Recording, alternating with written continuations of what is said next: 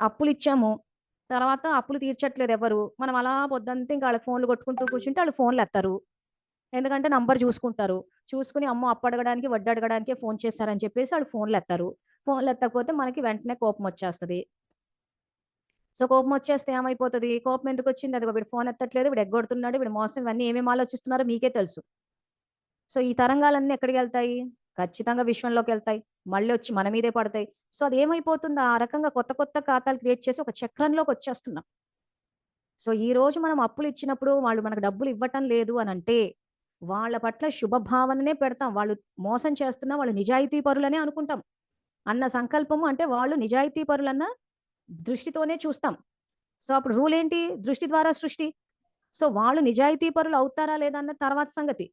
మన జీవితంలోకి నిజాయితీ పరులొస్తారు. మన డబ్బు మనకు వాళ్ళ నుంచన్నా తిరిగొస్తది. ఇంకెవరి నుంచన్నా వస్తది. ఎటునుంచొచ్చినా లాస్‌లో పోము.